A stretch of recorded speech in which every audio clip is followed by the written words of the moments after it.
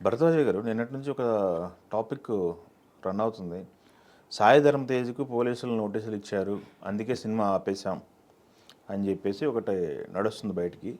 సంపత్ నంది సాయి ధరమ్ తేజ్ కాంబినేషన్లో రావాల్సినటువంటి, కోర్స్ సాయి ధరమ్ తేజ్ పేరు మార్చుకున్నారు, సాయి దుర్గతేజ్ సాయి దుర్గతేజ్ సినిమా ఆగిపోయింది అని చెప్పి స్టేట్మెంట్ ఇవ్వడం జరిగింది. అవును. ఏంటి పరిస్థితి, ఏం సినిమా ఏంటి, ఎందుకు ఆగింది, పోలీసులకి సినిమాకి సంబంధం ఏంటి, సినిమా ఎందుకు పోలీసులు ఆపారు? అంటే నార్కోటిక్ డిపార్ట్మెంట్ చాలా స్ట్రాంగ్గా ఉంది తెలంగాణలో అని పదే పదే ముఖ్యమంత్రి గారు చెప్తున్నాడు. అంటే ఆయన ప్రధానమైనటువంటి ఫోకస్ డ్రగ్స్ మీద ఉంది అని చెబుతూ సినిమా పరిశ్రమ నుంచి నేను సహకారం కోరుతున్నాను, ఈ డ్రగ్స్ మహమ్మారి నుంచి యువత బయటకు వచ్చేలాగా మీరు కొన్ని వీడియోస్ చేసి నాకు ఇవ్వండి అని ఆయన పదే పదే ఇండస్ట్రీని అడుగుతున్నాడు. అవును, చెప్పారుగా. ఈ నేపథ్యంలో వీళ్ళ సినిమా టైటిల్ గాంజా శంకర్ అని పెట్టారు. అవును. ఈ గాంజా శంకర్ అనే టైటిల్ రివీల్ చేస్తూ ఒక వీడియో ఒకటి సోషల్ మీడియాలో రిలీజ్ చేశారు. ఆ రిలీజ్ చేసినటువంటి వీడియో సంపత్ నంది డైరెక్షన్లో సాయి దుర్గతేజ్ హీరోగా అనౌన్స్ చేసినటువంటి సినిమా అది. అయితే ఈ సినిమా ద్వారా ఆయన అంటే విజయం సాధించడంతో పాటు మెగా కాంపౌండ్లోకి ఎంట్రీ ఇవ్వటం, ఈ 2 లక్ష్యాలు ఉన్నాయి ఆ సినిమా అనౌన్స్మెంట్ వెనకాల. అయితే ఈ గాంజా శంకర్ అనే టైటిల్ ఎప్పుడైతే మార్కెట్లోకి వచ్చిందో ఇమీడియట్గా వాళ్ళు రియాక్ట్ అయ్యారు. రియాక్ట్ అయ్యి నోటీసులు ఇచ్చారు. అంటే సాయి దుర్గతేజ్కి ఒక్కడికే కాదు, ప్రొడక్షన్ హౌస్ కూడా ఇచ్చారు, నిర్మాత ఇతనే. సంపత్ నందియే ప్రొడ్యూసరు, డైరెక్టరు కూడా సినిమాకి. ఆయనకు కూడా నోటీసులు సర్వ్ అయినాయి, ఆయన ప్రాజెక్ట్ ఆపేస్తున్నానని చెప్పాడు. చెప్పి నిన్న ఓజలా 2 ఈవెంట్లో ఈ డిస్కషన్ వచ్చింది. తను ప్రొడ్యూసర్ ఆ సినిమాకి. ఈ సందర్భంగా ఈ చర్చ వచ్చినప్పుడు ఆయన ఏం చెప్పాడంటే, యాక్చువల్గా మమ్మల్ని స్క్రిప్ట్ అడిగి ఉంటే, స్క్రిప్ట్ కనుక వాళ్ళు చూసుంటే ఇలా సినిమా ఆపాల్సినటువంటి పరిస్థితి వచ్చేది కాదు అన్నాడు ఆయన. కాబట్టి సినిమా ఎందుకు ఆపాడు అనేది ఇప్పుడు కన్ఫ్యూజన్ జనాలకి.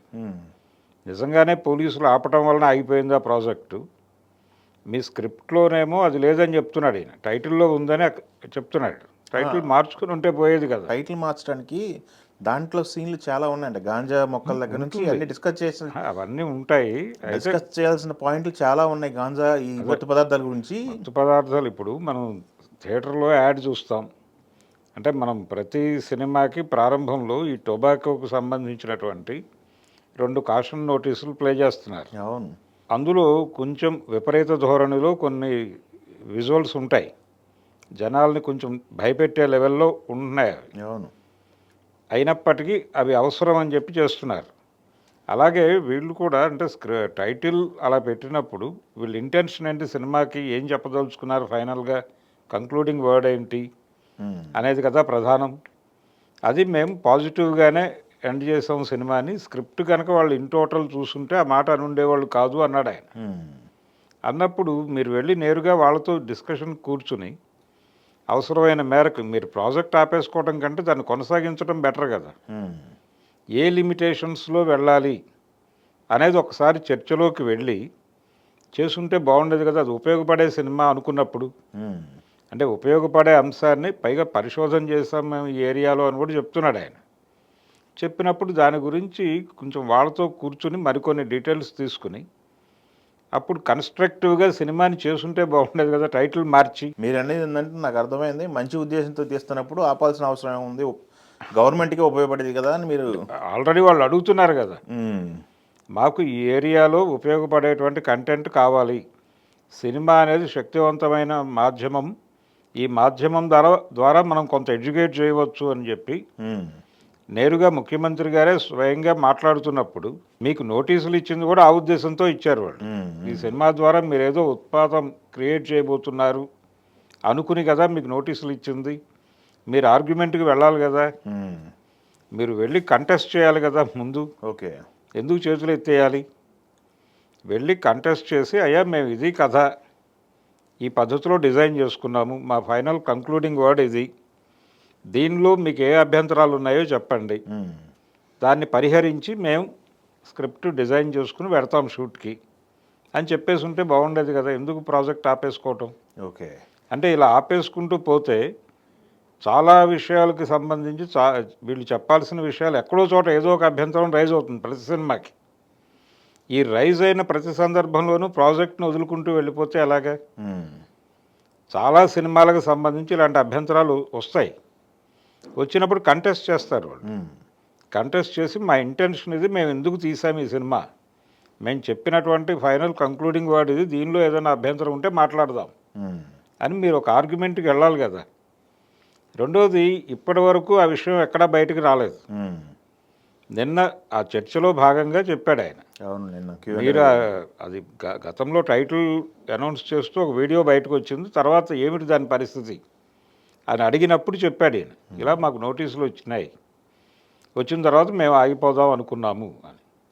మీరు చేయాల్సిన సబ్జెక్ట్ మళ్ళీ ఈ జాయింట్ ఇచ్చాడు ఆయన.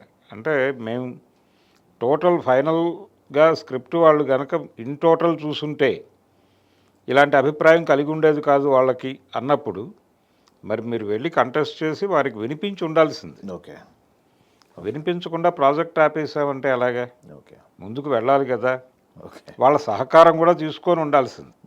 గవర్నమెంట్కి ఉపయోగపడేది అనుకుంటే ఆఫ్కోర్స్ సబ్సిడీలు కూడా ఏమైనా ఇచ్చేవాళ్ళు. గవర్నమెంట్కి ఉపయోగపడుతుందా లేదా, అందులో కంటెంట్ కావాలంటే వాళ్ళు వాడుకుంటారు, అది వేరే గొడవ.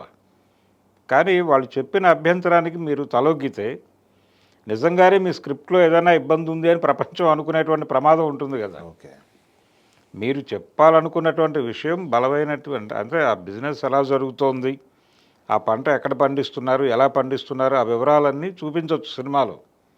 జరుగుతున్న మాట వాస్తవం.